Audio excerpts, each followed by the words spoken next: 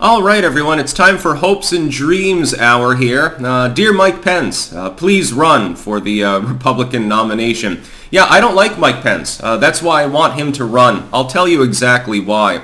First and foremost, it would be very, very, very funny to see the ultimate fence sitter, which is what he has become. Well, Donald Trump tried to have me and my family killed, but I love him like a brother. I would suck him off. I brought him hamburgers, but and I didn't lace him with poison either. Mike Pence is all screwy. Every time he's asked about Trump, and by the way, that's the only framing in which he's relevant enough for anyone to want to talk to, he's got this weird double message. Well, he tried to start an insurrection, but I don't think that it was an insurrection. Yeah, those rioters were really, really violent, but the J6 defendants, they should probably be let go of at some point. Hey, the leftists are overblowing the situation. By the way, the government was almost overthrown. Donald Trump was responsible. But he wasn't really responsible. I could go on. I could do a fucking entire hour of the screwiness of Mike Pence's response. Again, on the one issue he's ever asked about. Who asks him about foreign policy? And here's the tell for why he probably doesn't run. If he does, he definitely doesn't win. Is he ever asked anything significant outside of the realm of his experience with Donald Trump, his experience as VP under Donald Trump or Trump himself, or some policy that Trump proposed, or J6 or something attended, the indictment saga, which is falling apart to the point where Cenk is getting blue balls now too.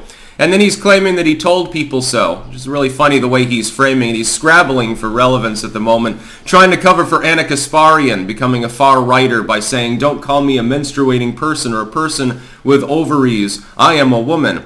Oh my God, you're basically alt-right now. You're going to get a Rational Wiki article made about you at some point. That's why I want Mike Pence to run, because he would lose so phantasmagorically. And he deserves it. When Mike Pence was first chosen as running mate for Trump, it was the first time during that particular election that I was like, Trump has been doing fairly well. There were a couple of other times I'd criticized him topically. That was the only big thing really that he did wrong in the 2016 election. Again, I know why he did it. It was an olive branch to confuse the neocons. Basically a wink and a nudge, a symbol, hey, don't worry, I'm just getting people riled up. If I'm elected, don't worry too much. I'm not actually going to do the things that I say I want to do. I won't actually secure the border and take away your slave labor. I won't actually implement tax policy populism that'll benefit the working and middle classes, although they still did successfully lie and claim it was a handout to the super wealthy. Definitely positively impacted my taxes. Unfortunately, I believe that self-employment write-off has now lapsed. Thanks, Joe. I get to pay several thousand extra dollars this tax season. Really nice. That's not, I mean, what are you going to use the money for? Bombing more people in Russia, I suppose.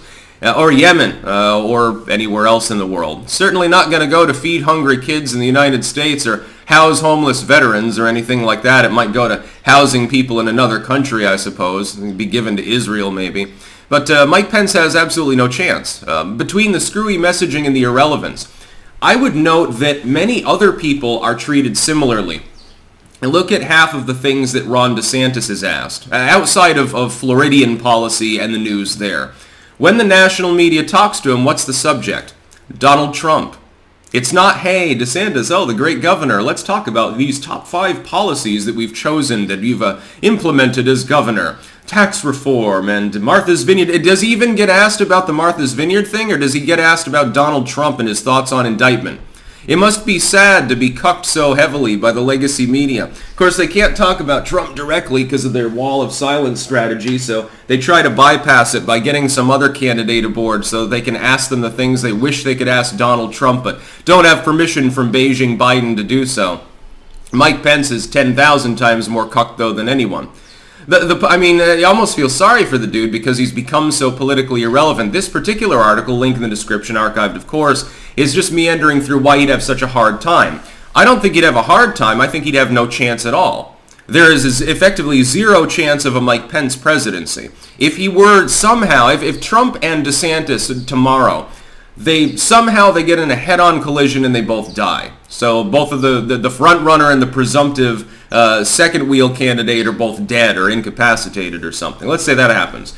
And Pence says, well, now finally it's my turn. And he gets in. Does he win the general election? No. He's not going to fucking win the general election. He's got no viability. He's got no core base of support. He's pissed off everyone in MAGA.